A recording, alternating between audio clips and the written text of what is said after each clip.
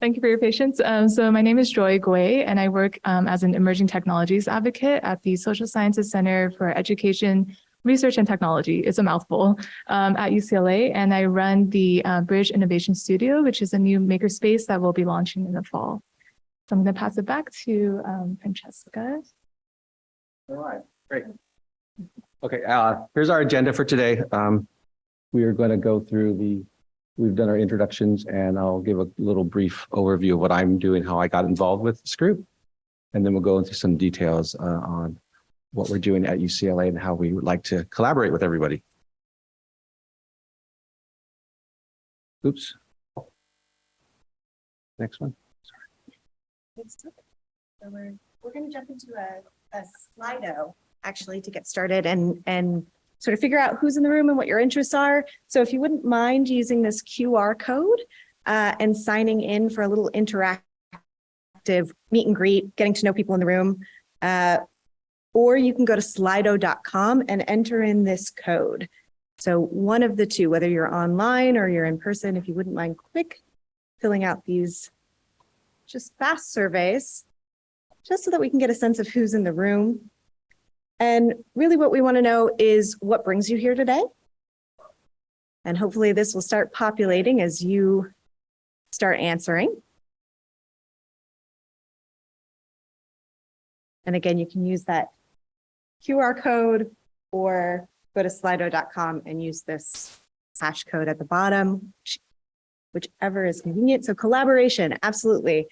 We're definitely going to talk about a lot of collaborative efforts across campus at UCLA and how we want to extend that to the UC system and hear what other people are doing across their campuses. I'm seeing, let's see, connection, multimedia, VR, definitely VR. Let's talk about some things. Services, future tech, all of these are great. VR clearly very popular, so we will talk about these things. We also want to understand a little bit about what departments you're coming out of. So if you could answer what departments you're coming from, that's really useful to us to understand who's in the room. So library, teaching and learning center, gamers, wonderful interaction. We're always looking to think about how we can bring more interactive elements into research and teaching. Social sciences, humanities, we have a great representation here. And then finally, what's your familiarity with XR, extended reality technologies? Have you used it at all? Maybe you're brand new. Most people have tried it a few times, it looks like. We'll give it a minute to suss out here. Use what I know, right? We're all sometimes we just stick in our own lanes, but we don't explore. We can talk about maybe what's outside of that comfort zone of yours. And some people, very few, teach and actively use it to do research. And so we'll cover a few examples of that today. Well, thank you all for joining us in that and getting a sense of who's in the room. So I'm going to pass it back to Joy. Awesome. And just to reiterate our session goals for today, we just like to kind of share our experiences, learn from each other. We'll have a sandbox session at the end with a Google Jamboard. So please feel free to interact and kind of post your responses to our questions. And we really want to explore what it might look like to build a coalition of interest in XR across the UCs. So those are the primary reasons why we're here today. And just to give a little bit of context, I just wanted to explain where the UCLA XRI, so the Extended Reality Initiative, came from. Back in the fall of 2018, one of our faculty members, Maya Manojlovic from the writing program, began recruiting interested faculty members who were already experimenting with XR. And around the same time, there was a VR task force report that was released by our EDC office. And they basically wanted to understand what our present landscape looked like working with XR and release some guidelines about what it might look like to have an actual institute on our campus. And realistically, it would take a few years for any funding and investment to actually realize or materialize. So we decided to begin meeting. And Doug Daniels, Doug Daniels, our emerging tech librarian, started to organize these open house visits to each other's XR labs on our campus. And because of the novel nature of this technology, I think there was already a strong desire for people to hear what others were doing in this space and what we can learn from one another.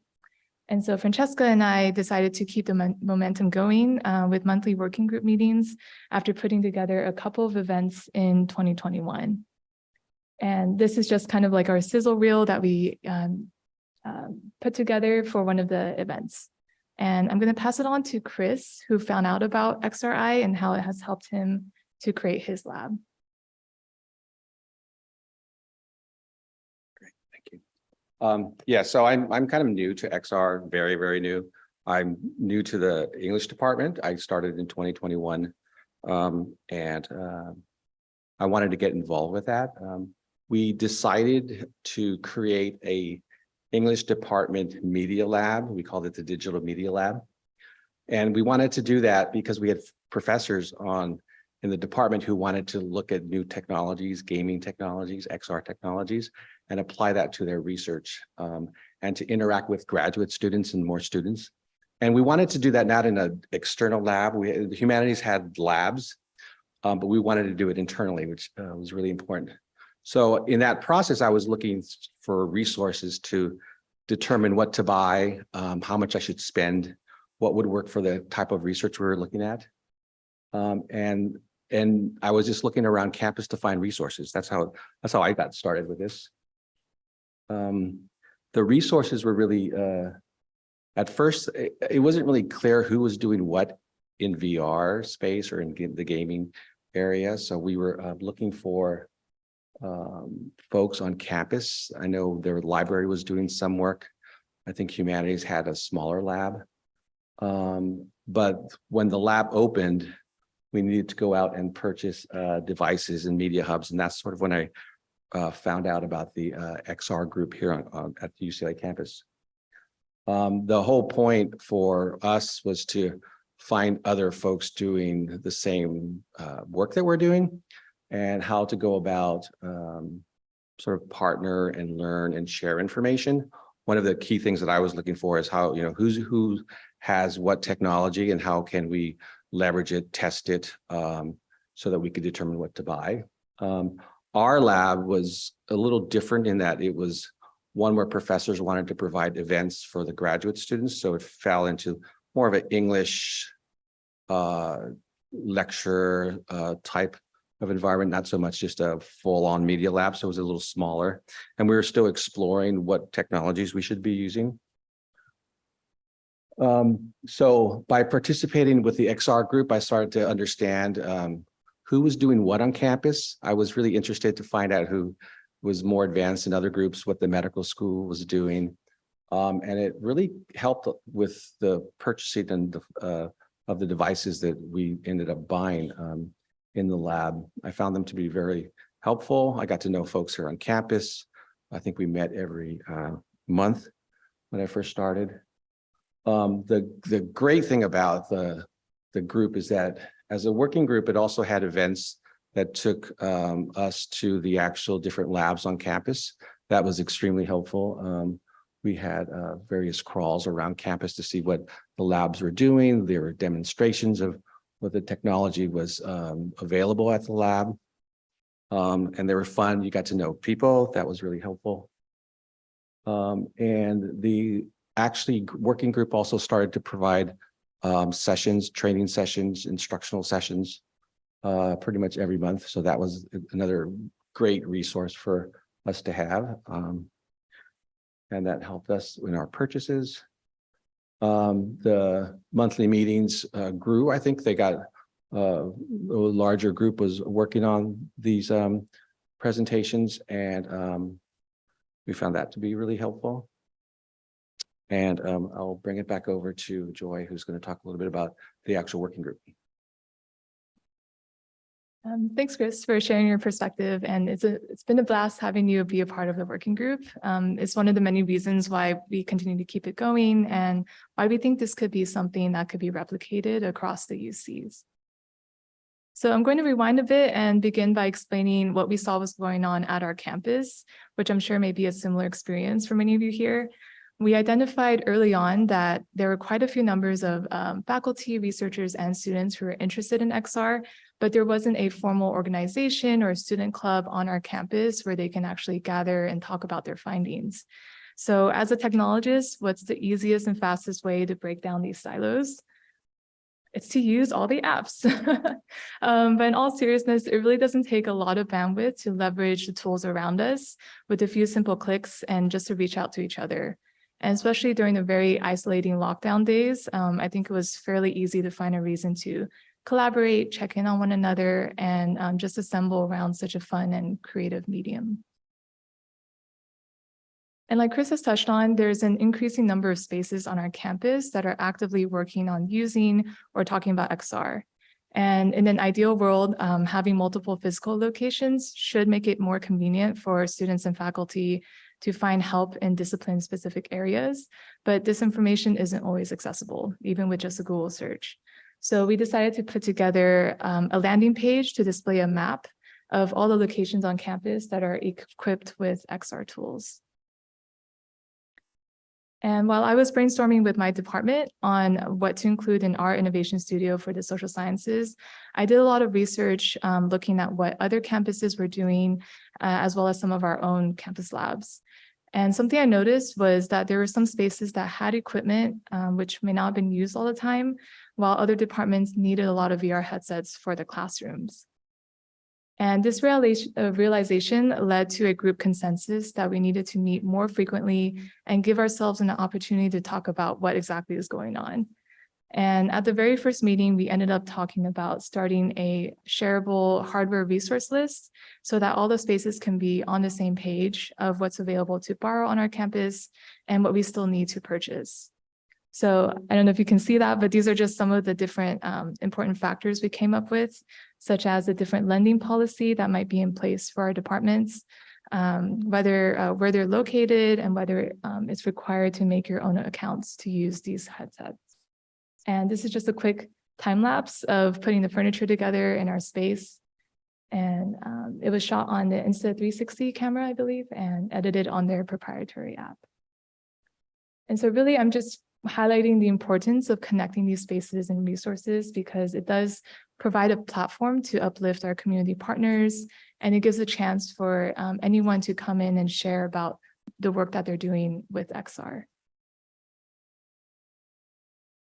And over the past year, we've had 7 guest speakers ranging from topics such as accessibility to psychology, who come from academia, nonprofits, and even NVIDIA came to share about their Omniverse XR platform with us.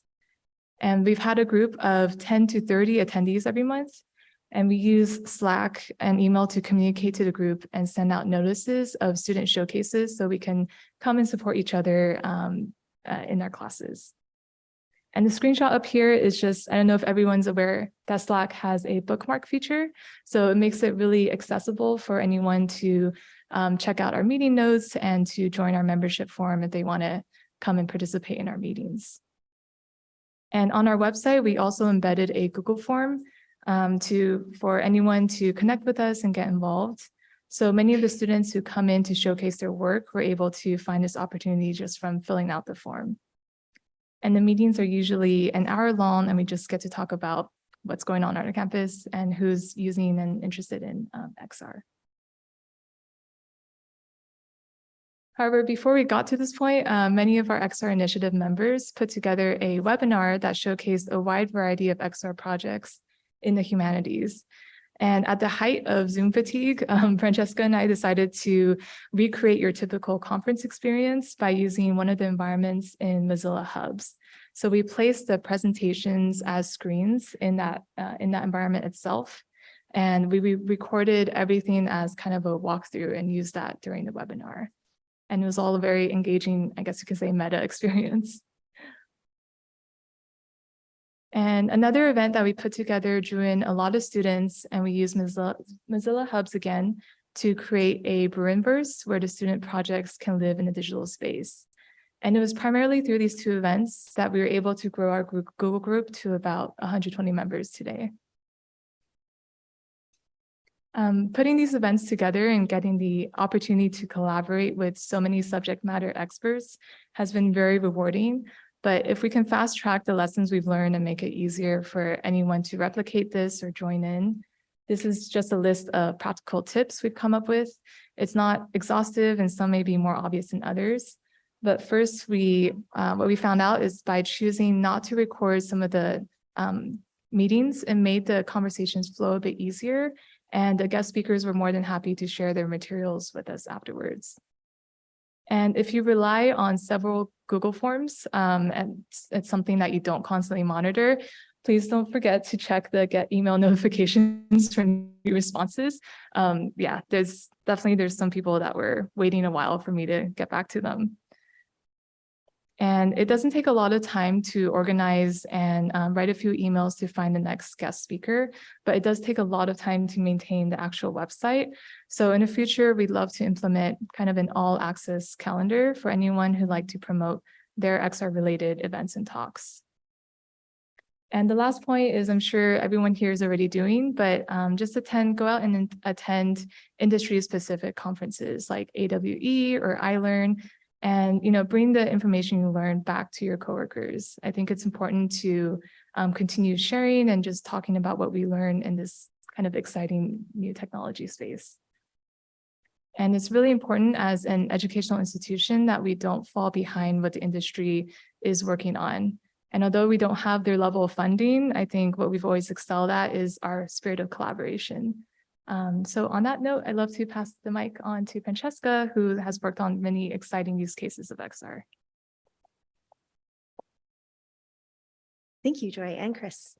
So I'm going to share a few quick case studies of project and classroom work that I've been involved with, just to give you a sense of what the landscape looks like for us. So specifically, I'll focus on some examples of research and instructional support for XR and successful cross-department collaborations. I want to start by highlighting the work of some of my colleagues because some folks have been in this space for a lot longer than us. For example, Lisa Snyder and her team were awarded several NEH grants to develop VSIM, a software that allows for real-time exploration of highly detailed three-dimensional computer models with built-in functionality to explore, annotate, craft narratives and build arguments basically in three-dimensional space. We currently are working to port this over port the software and the repository and archive and several of those modules to UCLA's Dataverse. So be on the lookout for that in the coming months. It should be done by the end of the summer. I've been working with the UC3D Data Common Knowledge Group as well. And I've been getting together monthly with these folks to consider topics related to the entire life cycle of 3D data, including the generation of 3D data through the use of emerging technologies such as 3D scanners or photogrammetry, and the analysis of 3D data through either visualization, topographical tools, and long-term curation and preservation strategies for 3D data. So 3DD CKG is our acronym for this, but we also discuss strategies, and it tends to relate to library maker spaces and how to best use makerspace technologies to support 3D data research and discovery. The group is currently working toward a 3D atlas of current scanning tools so that researchers can easily browse and weigh the pros and cons of the various technologies that are out there right now and decide what methods are best for their own research needs. I also want to sing the praises of my colleagues at Humanities Technology, or HumTech at UCLA, for their development of a traveling VR cart. And I'm going to see if I can come over here to actually rotate these videos. So this is the cart in action. You can see it here. And this is my colleague, Tom Garbalotti, who's demoing this for everyone. I'm going to adjust this other 360 that we took of this space so that you can get a sense of what's there. So this mobile cart has been a great solution for thinking about how to make this technology accessible to teachers and students. For example, we had wheeled it across campus to be used in a guest lecture that I did for World Arts and Cultures, where I was able to give students time at the end of the session to explore various cultural heritage sites through VR. And the cart is also available for use within a specific room at HumTech. And we collaborated on the set of considerations for setting up that space. For example, having an indicator on the door that lets people know when it's in use, so you don't scare someone out of their wits when you open the door and come on in, right? And they're in the headset and they have no idea what's going on. Also, avoiding tapping people on the shoulder when they're unaware. There's just things like that in terms of safety that we really wanted to consider. Also, in terms of teaching this kind of technology, I want to share briefly some of my own experiences using XR in the classroom. I held a digital humanities capstone course for the past 2 years during winter quarter on digital curation. We use Mozilla Hubs and UCLA special collections to create virtual exhibitions. For example, during our first year, we worked with the James Arcatoff Jazz Photographic Collection, and the students learned about IIIF and Mirador as they selected their images. They learned basic modeling using Tinkercad, and they built an immersive exhibition with their materials using Mozilla Hubs. And other educators like Professor Danny Snelson in English and Design Media Arts has also been using Mozilla Hubs to promote immersive and interactive learning and increase XR literacy for students across campus. And I found quite a few willing and eager faculty collaborators who are really interested in using XR to innovate technology and pedagogy. I'm sorry, to innovate pedagogy, I should say, not innovate the technology. We're not there yet. But recently, I've been working with several colleagues across UCLA to incorporate 360 capture into their field trips in particular, so that students who are unable to attend, or students maybe in the future, if they could only do it 1 year and they can't do it the next year because they don't have the funding, that those students could still enjoy those experiences. So for example, Dr. Chenling-Lu Zelini is a historian of medicine that I've been working with, and she teaches at the Institute for Society and Genetics and in the Department of History at UCLA. And with my colleague, Christopher Gilman in the library, I've been working with her to capture her field trips.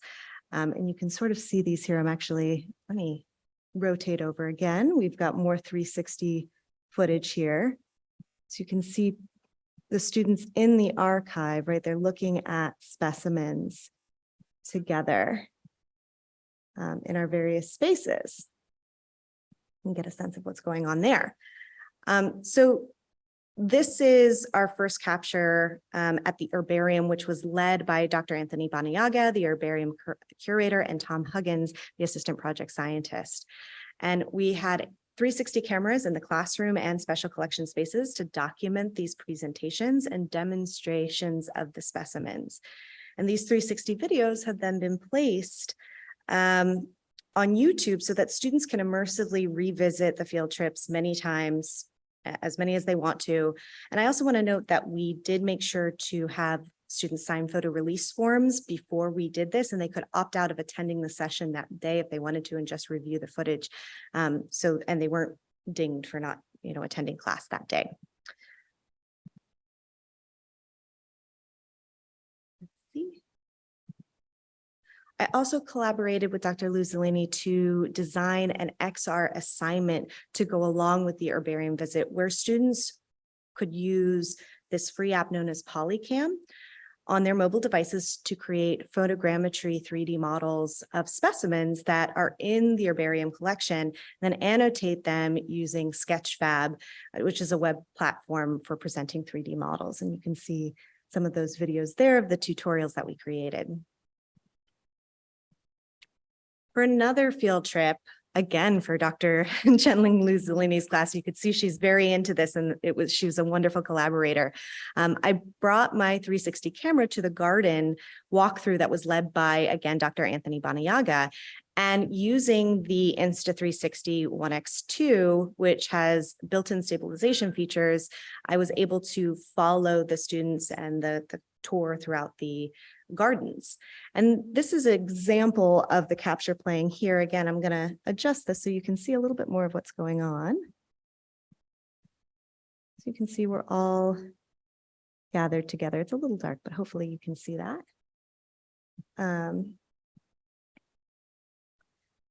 And the tour was about an hour in total, but that's probably a little longer than you want to be sitting, looking at a 360, swiping around.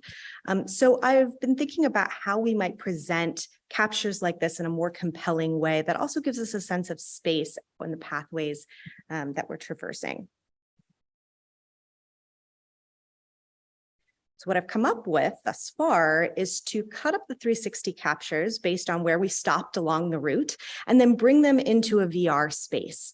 I envision placing the videos along a 3D map of the botanical gardens so that users could move their avatars along those pathways and then enter into the videos to see the immersive experience and hear the sort of narration of what was going on at the tour at that moment.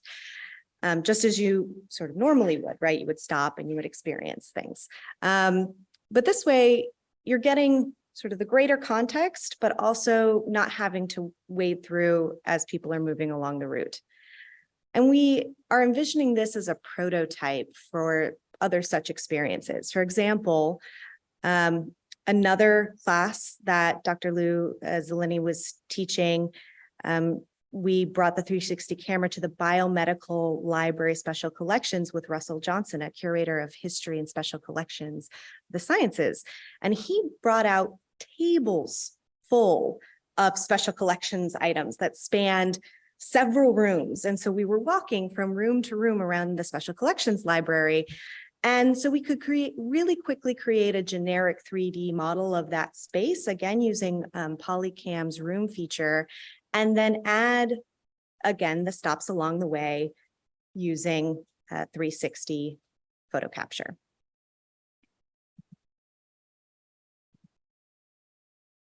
Another project that involves many of the same players is the Digital Tendons project. But what's special or different here that I want to share is that it involves the anatomy lab. It's actually a collaboration between 5 departments, and it was inspired by visual representations of cadavers and anatomous hand gestures, such as Vesalius's De Humani Corporeis Fabrica Libri Septem, which was done in 1543. My colleague, Doug Daniels, who you heard about earlier from the library, did LiDAR scans while I made photogrammetry scans. And we also took 360 captures of the space, both when it was empty and during an actual anatomy lesson. And usually cameras are strictly forbidden in the anatomy lab out of obvious respect for human specimens, but we received special permission from Dr. Anthony Fischer, who's the director of the anatomy lab and cluster program and associate adjunct professor of integrative biology and psychology. And he also specially cleared our work with the donated bodies program to make sure that we were working in the most respectful way possible and honoring all HIPAA regulations when we're doing this work. It's also why I'm not showing you any of the specimens in this slide. One of our goals with this project is to allow visual comparisons of anatomy study over time and compare past venues and methods to those of today. So with 360 captures, I'm creating an immersive tour of the lab space, including a version with students working and present. And again, we made sure that students were assigned release forms for that filming, and they could opt out without consequence if they wish to.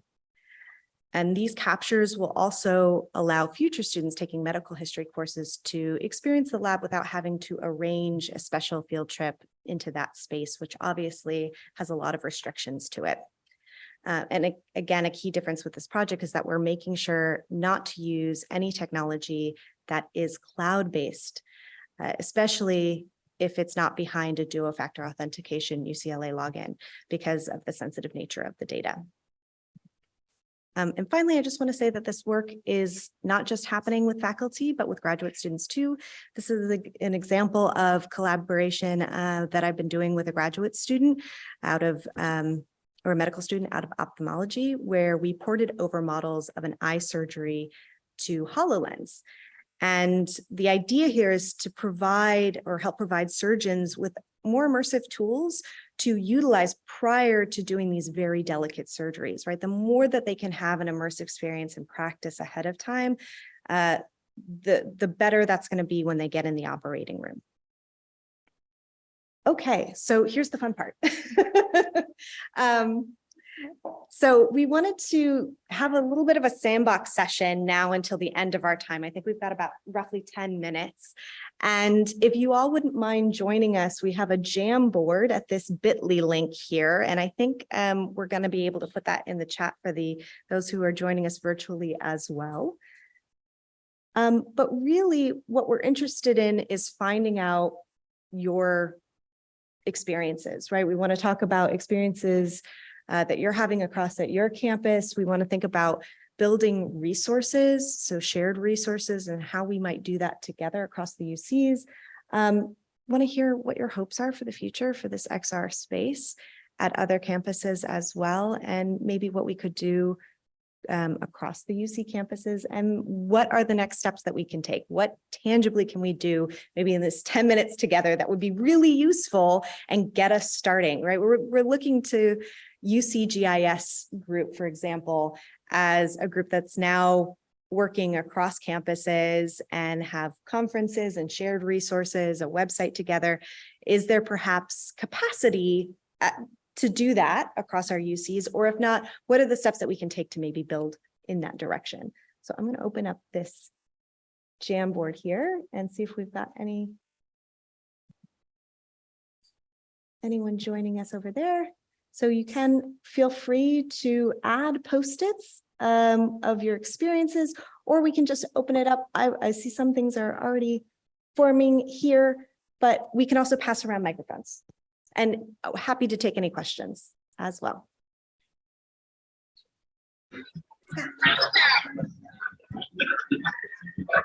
There was a question that was raised. Caroline, who asked, is this official website? Xreality at Humspace? That's right. Yes, Yes. xreality.humspace.ucla.edu is the website that we've been slowly but surely building. We really want to redo it. We want to get some student help. But for now, that's where we've been housed thus far. We have someone who's off mute. And they're having a lot of fun. Good for them. Okay. And yeah, and I'll just repeat the link for anyone in the room, but it's bit.ly UC Tech _ Jamboard. I know the underscore might not be easy to read, but yeah.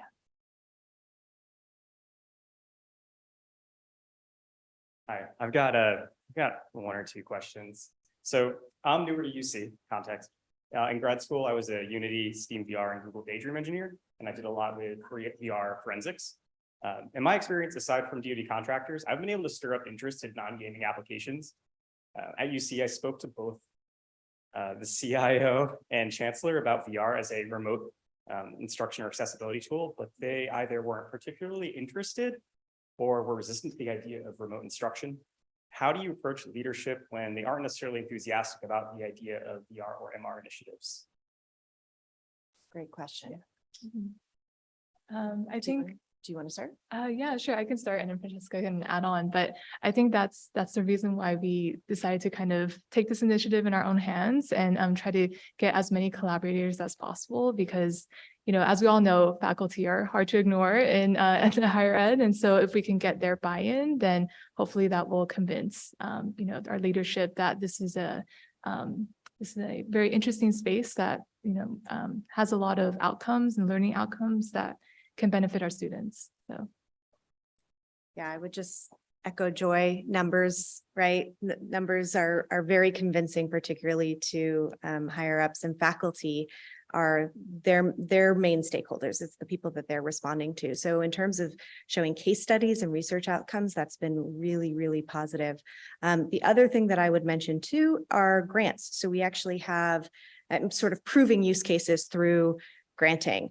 UCLA's DCP, I don't know if we have any, Travis or Caroline are not in the room at the moment, but they just received a grant to be able to explore accessibility for these XR technologies for educational purposes, because UCLA has been trying to do better about building accessibility into classrooms, making sure that these things are, if we're offering these, everyone can use them, right? If this is going to be a remote class taught in XR, that means anybody with a learning disability of any kind needs to be able to access these things in the same way or in a way that is useful to them. So that starts with testing the technology and figuring out where the gaps may be and finding solutions. So that's been another, I think, really great thing that's helping to sort of prove the viability of the technology for a larger scale remote learning environment. Does that answer your question? Yeah. It's unfortunate. A lot of my stakeholders are either students or advisors, not necessarily faculty. So I don't have those connections or really know anyone that does.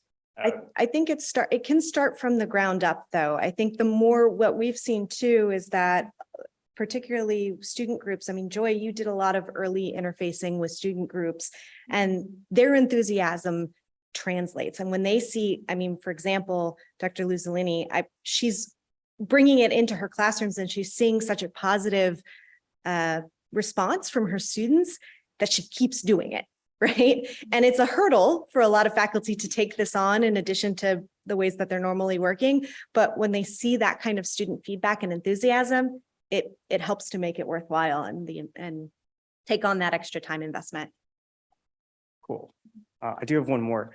Can we create an inter-UC Slack or Discord for collaboration? Does one already exist?